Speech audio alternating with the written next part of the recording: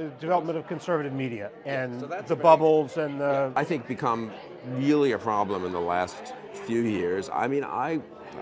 Fox was always, of course, somewhat conservative, but it was one thing when it was the somewhat conservative alternative to somewhat liberal, MSNBC and to some degree CNN and mainstream media. And I would say I was on Fox for 10 years, really, 2002 to 2012, primarily on Fox News Sunday, but obviously did other things. I think it was pretty good. It was at a little tilted right, sure.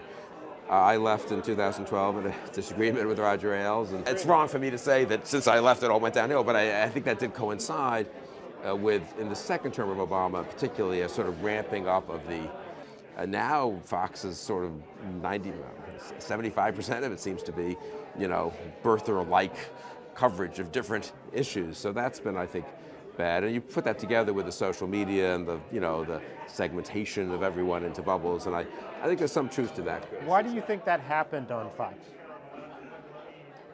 I don't know. I mean, was it happening already before Trump some? I mean, I don't know. There was a gradual increasing of recklessness, I would say, in the second term of Obama, I think, was a shock.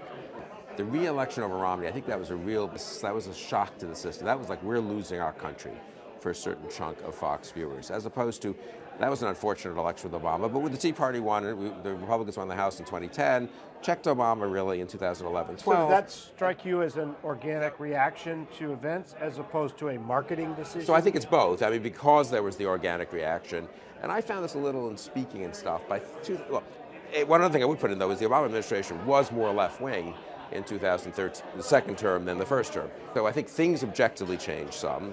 The mood of Republicans changed some. And Fox News maybe saw an opportunity, a marketing opportunity, and changed some. And I do feel now we're in a different world. I mean, now you look at, Tucker Carlson began at the Weekly Standard. Tucker Carlson was a great young reporter. He was one of the most gifted, I would even say, 24-year-olds I've seen in the 20 years that I edited the magazine. And it always had a little touch of Pat Buchananism, I would say, paleoconservatism, but that's very different from what it's become now.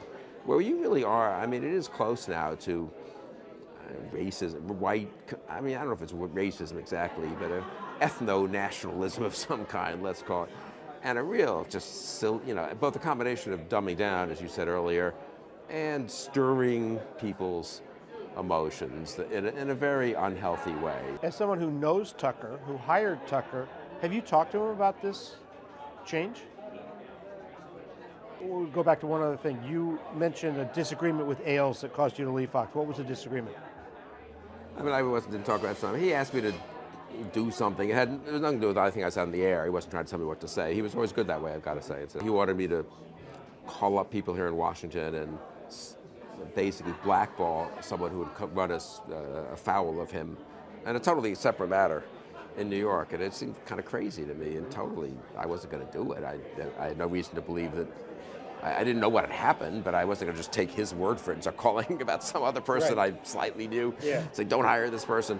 So I just said no. So gradually I was cut back over the next year. And maybe Roger was getting more cranky and odd in his older age, but anyway, that was the story. Yeah.